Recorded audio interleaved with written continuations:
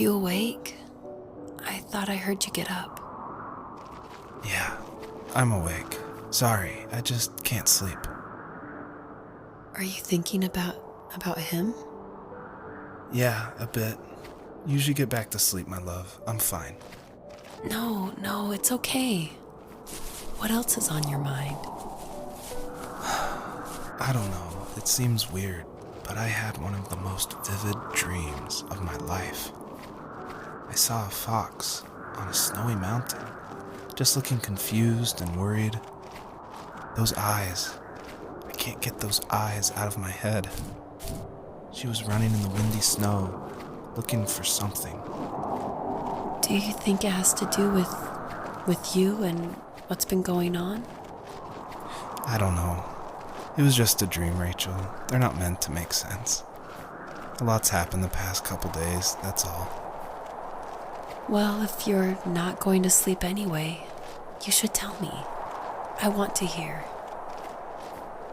All right.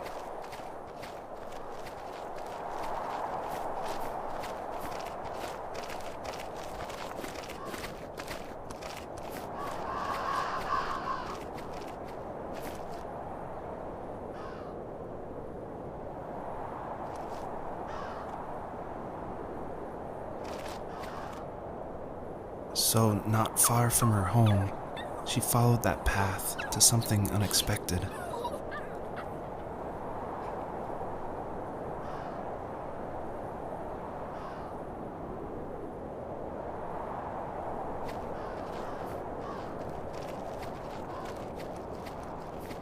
She couldn't stay, though. She had to find her other 2 children. So she took that path. She followed it towards something ancient. Something with answers.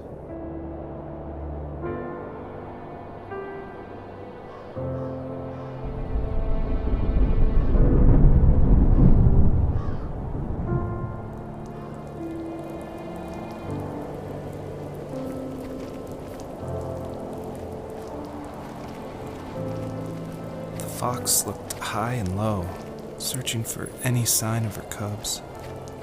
Points of light showed the way to this ancient tree. It was as if each one had a story to tell, all their own. The land was trying to tell my story, too. I felt like I was right behind her the whole time.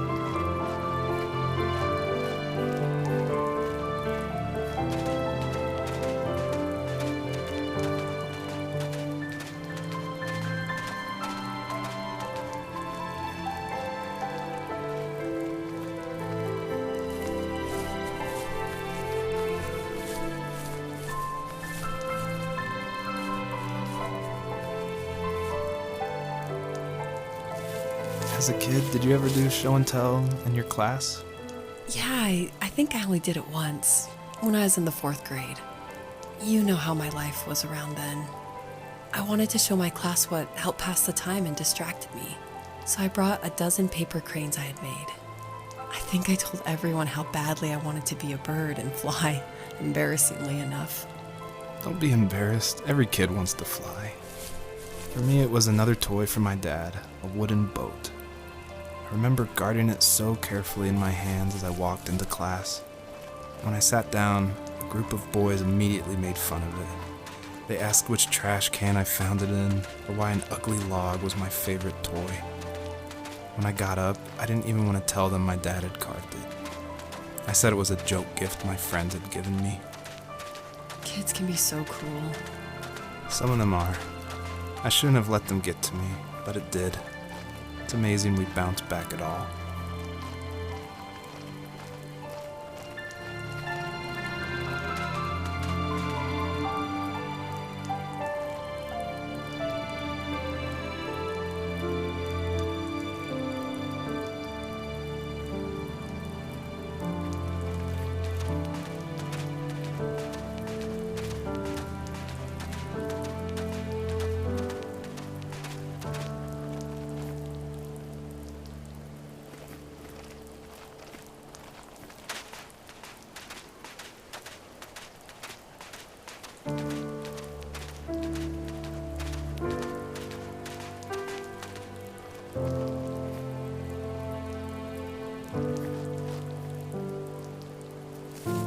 Do you remember what my dad did for a living?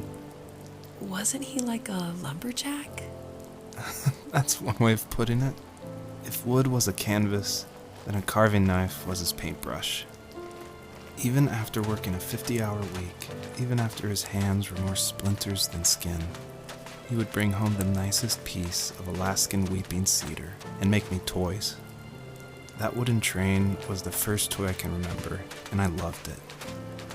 I just knew from a young age I was going to be a lumberjack, like my father.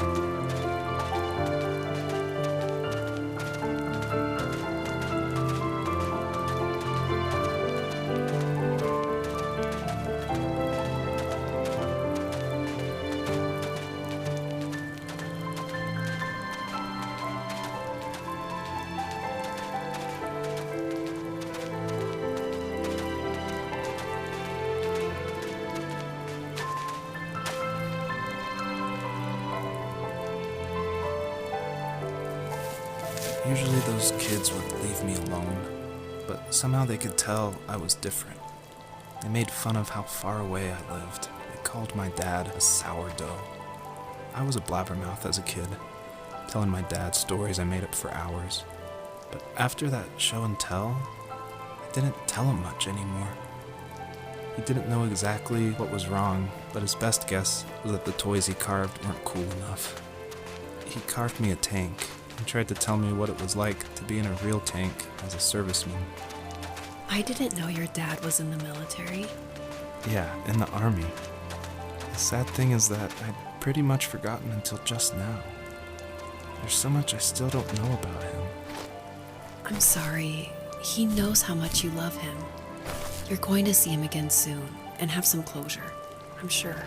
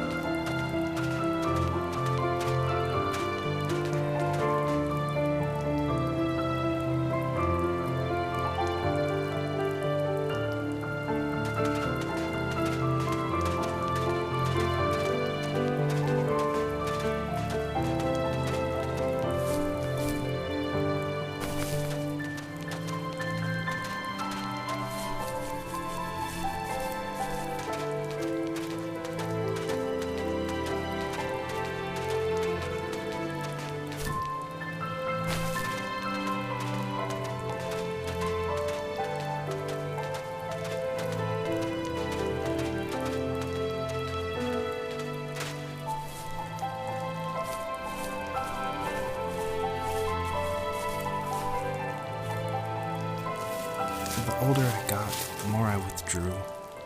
I asked myself, why talk to anybody anyway?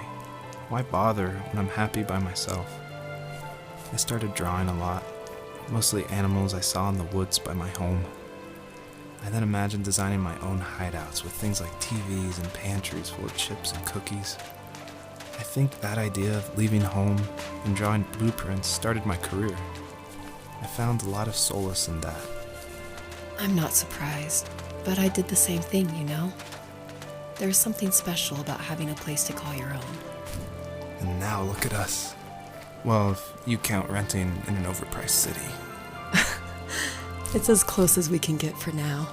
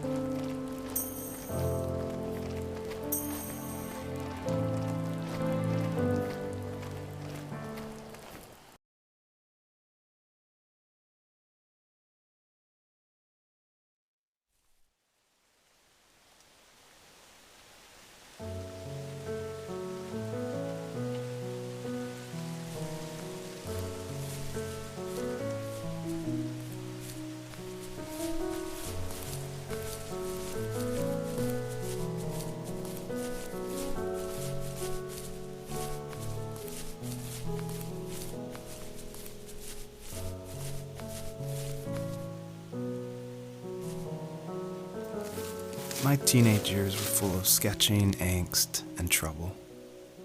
I wasn't popular or unpopular. Maybe just forgettable.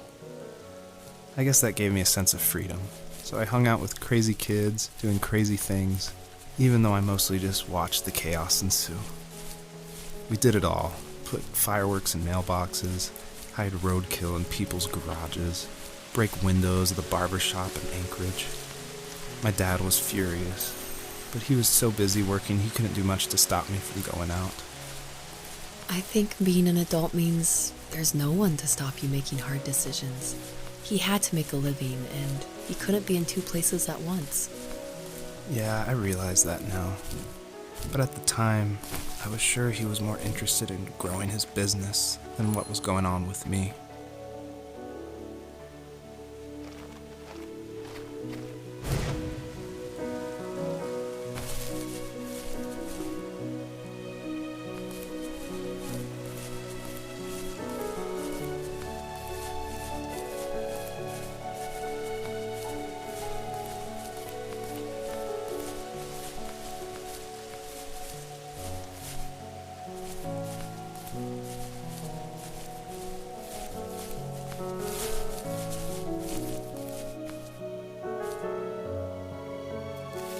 He was working another late night, and my friends were over, saying how bored they were and how they had come all the way out to my house for nothing.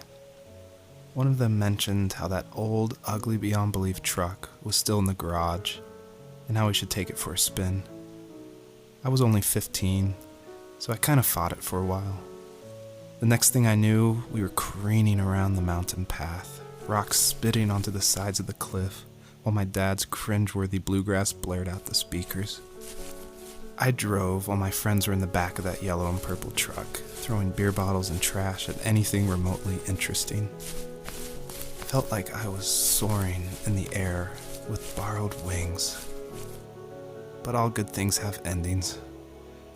A cop outside of Eagle River pulled us over after he saw us send a bottle rocket into someone's yard.